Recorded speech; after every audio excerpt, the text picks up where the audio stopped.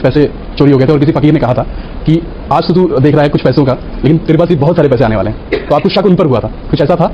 हम चादर पैसा लेके जा रहे थे तो मम्मी ने पैसे मेरे पास रखाए थे संभालने के लिए 5,000 रुपये। अच्छा। तो वो मेरे गुम गए। फिर मैं ढूंढने को आया तो एक फकीर बैठे हुए थे वहाँ पर, तो उन्होंने मुझसे एकदम सर कहा कुछ गुम गया है क्या? मैंने कहा जा, यहाँ आया है दर से खाली हाथ नहीं जाएगा, 5,000 गवाए हैं, 500 करोड़ कमाएगा। क्या बात है। एंड आई मुझे कभी कभार ऐसी बातों में विश्वास नहीं होता, हम सब पढ़े लिखे लगता है ऐसा होता नहीं होगा, लेकिन ये मेरे साथ हुआ है और वो सही थे। अजमेर शरीफ की दुआ है मुझ पर। माननीय अदालत हमारी बात से संतुष्ट हुई और अदालत ने 4 बजे शाम को ऑर्डर के लिए रखा था, हमने ऑर्डर पता किया है, ऑर्डर हमारे पक्ष में आया, हमारी याचिका स्वीकार की गई है। सभी जो पक्ष हैं उनको नोटिस किया गया है। जिन पक्षों को नोटिस किया गया है, एक अल्पसंख्यक मंत्रालय, आर्कोलॉजी सर्वे और दरगाह कमेटी। दुनिया में अमन और शांति का पैगाम देने वाले अजमेर में स्थित ख्वाजा मोइनुद्दीन हसन चिश्ती की दरगाह एक बार फिर से सुर्खियों में आ गई है, क्योंकि इस बार दरगाह में हिंदू मंदिर होने का दावा किया जा रहा है। इसको लेकर कोर्ट में एक याचिका डाली गई है। याचिकाकर्ता हिंदू सेना के राष्ट्रीय अध्यक्ष विष्णु गुप्ता हैं। इन सब के बीच एक किताब चर्चा का विषय बनी हुई है। आइए जानते हैं इसके बारे में। सूफी इस्लाम को मानने वाले राजस्थान की अजमेर शरीफ दरगाह को सबसे पवित्र तीर्थ स्थलों में से एक मानते हैं। यहाँ मुस्लिम संत ख्वाजा मोइनुद्दीन चिश्ती की मज़ार है, जहाँ हर धर्म के लोग ज़ियारत और अकीदत पेश करने के लिए आते हैं। लेकिन क्या आप जानते हैं कि ख्वाजा मोइनुद्दीन चिश्ती कहाँ से आए थे? इस दरगाह का इतिहास क्या है? ये आपको आगे बताएंगे इस वीडियो में, लेकिन उससे पहले अजमेर पर लिखी गई एक किताब का जिक्र करते हैं जो यहाँ के हिस्टोरिकल फैक्ट को बताती है। इसके चैप्टर 8 के पेज 82 से 89 तक अजमेर की ख्वाजा गरीब नवाज की दरगाह का इतिहास बताया गया है। इसी पुस्तक में दरगाह की जगह एक मंदिर होने की बात कही गई है। इस मंदिर में पूजा अर्चना किए जाने की भी बात लिखी गई है।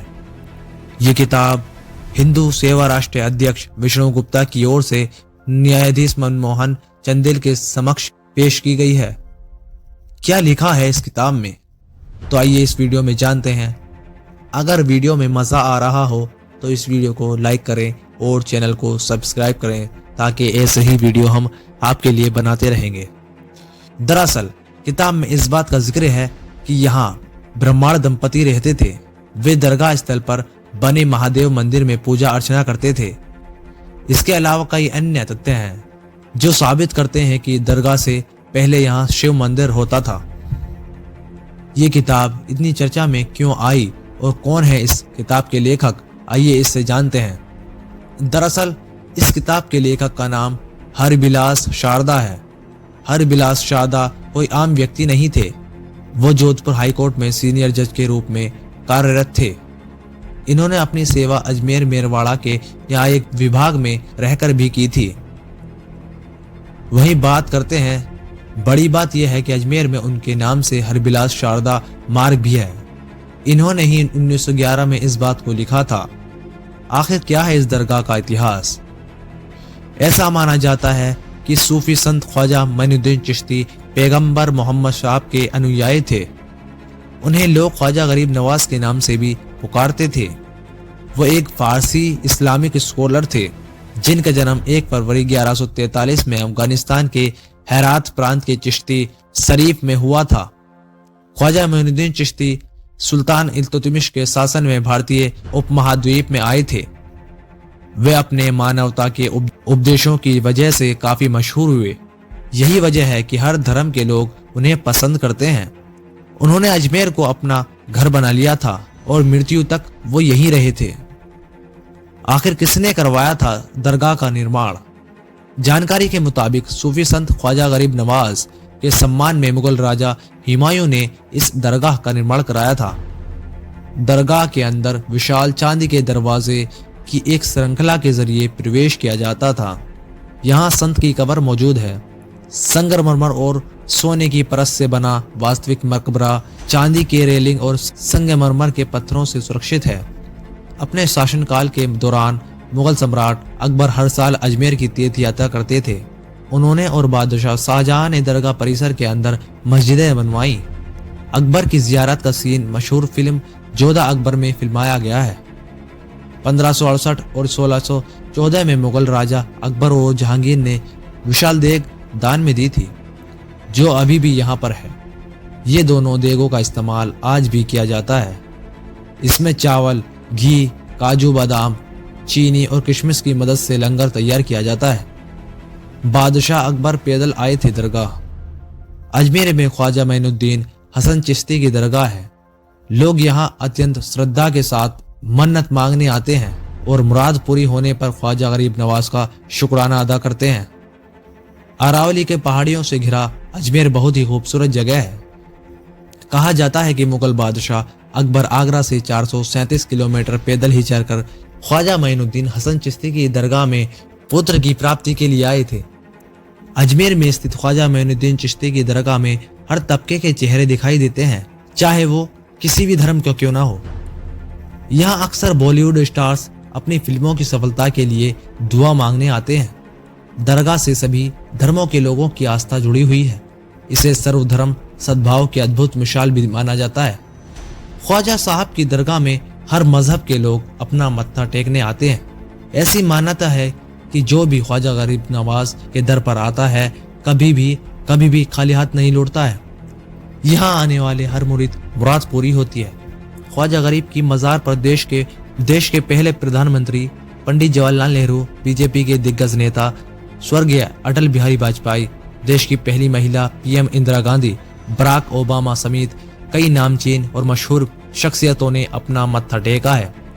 इसके साथ ही ख्वाजा गरीब नवाज के दरबार में अक्सर बड़े बड़े राजनेता और सेलिब्रिटी आते रहते हैं और अपनी अकीदत के फूल पेश करते हैं और आस्था की चादर चढ़ाते हैं। ख्वाजा गरीब नवाज ने पैदल ही हज यात्रा की थी। वहीं ऐसा माना जाता है कि करीब 1192 से 1195 के बीच में फारस से भारत यात्रा पर आए थे। मोहम्मद सल्लल्लाहु अलैहि वसल्लम से आशीर्वाद प्राप्त करना चाहते थे। ख्वाजा गरीब नवाज भारत आने के बाद शुरुआत में थोड़े दिन दिल्ली रुके और फिर लाहौर चले गए और अंत में मुअज अल दिन मोहम्मद के साथ अजमेर आए और यहाँ की वास्तविकता से काफी प्रभावित हुए। इसके बाद उन्होंने अजमेर रहने का ही फैसला लिया। यहाँ उन्हें काफी सम्मान भी मिला था। ख्वाजा मोइनुद्दीन हसन चिश्ती के पास कई चमत्कारी शक्तियाँ थीं, जिसकी वजह से लोगों का इनके प्रति काफी विश्वास था। ख्वाजा साहब ने मुस्लिम और हिंदुओं के बीच में भेदभाव को खत्म करने, मिलजुल कर रहने का संदेश दिया। इस सूफी संत के महान उपदेशों और शिक्षाओं के बड़े बड़े मुगल बादशाह भी कायल थे। उन्होंने लोगों को कठिन परिस्थितियों में भी खुश रहना, अनुशासित रहना, सभी धर्मों का आदर करना, गरीबों जरूरतमंदों की सहायता करना, आपस में प्रेम करना सहित कई महान उपदेश दिए। उनके महान उपदेश और शिक्षाओं के लोगों पर गहरा प्रभाव डाला और वे उनके मुरीद हो गए। महान सूफी संत ख्वाजा मोइनुद्दीन चिश्ती ने करीब 114 साल की उम्र में अल्लाह की एकांत में प्रार्थना करने के लिए खुद को करीब 6 दिन तक एक कमरे में बंद कर लिया था और अपने नश्वर शरीर को अजमेर में ही त्याग दिया। वहीं जहां उन्होंने अपनी देह त्यागी थी, वहीं ख्वाजा साहब का मकबरा बना दिया गया, जो कि अजमेर शरीफ की दरगाह है। ख्वाजा मोइनुद्दीन हसन चिश्ती की दरगाह और ख्वाजा गरीब नवाज की दरगाह के रूप में मशहूर है। इतिहासकारों की माने तो सुल्तान गयासुद्दीन खिलजी ने करीब 1465 में अजमेर शरीफ की दरगाह का निर्माण कराया था। वहीं बाद में मुगल बादशाह हुमायूं, अकबर, शाहजहां और जहांगीर ने इस दरगाह का जमकर विकास कराया। इसके साथ ही यहाँ कई संरचना एवं मस्जिदों का निर्माण भी बनाया गया है। इस दरगाह में प्रवेश के लिए चारों तरफ से बेहद भव्य और आकर्षक दरवाजे बनाए गए हैं, जिसमें निजाम गेट, जन्नती दरवाजा, नक्कार खाना, बुलंद दरवाजा शामिल है। इसके अलावा ख्वाजा गरीब नवाज की दरगाह के अंदर बेहद सुंदर शाहजहानी मस्जिद भी है। यह मस्जिद मुगल कालीन वास्तुकला की एक नायाब नमूना मानी जाती है। इस आकर्षक मस्जिद की इमारत में अल्लाह के करीब 99 पवित्र नामों के 33 खूबसूरत छंद लिखे हुए हैं। इसके अलावा यहाँ सफा खाना, अकबरी मस्जिद भी है। इस मस्जिद में वर्तमान में मुस्लिम समुदाय के बच्चों को इस्लाम धर्म के पवित्र ग्रंथ कुरान की शिक्षा भी दी जाती है। अजमेर में उर्स त्योहार ऐसा माना जाता है कि जब सूफी संत ख्वाजा मोइनुद्दीन चिश्ती 114 वर्ष के थे तो उन्होंने प्रार्थना करने के लिए 6 दिनों तक खुद को बंद रखा और इसके बाद उन्होंने अपने नश्वर शरीर को यहीं त्याग दिया था। इसलिए हर साल उर्स एक खूबसूरत उत्सव इस्लामी चंद्र कैलेंडर के 7वें महीने में 6 दिनों के लिए आयोजित किया जाता है। दरगाह का मुख्य द्वार जो रात में बंद रहता है, उसे इस उत्सव के दौरान 6 दिनों के लिए दिन रात में खोल दिया जाता है। दोस्तों अगर वीडियो आपको अच्छी लगी हो तो वीडियो को लाइक कर दें और चैनल को सब्सक्राइब कर दें, और अगर इसमें कोई गलती हो तो उसके लिए कमेंट में ज़रूर बताएं।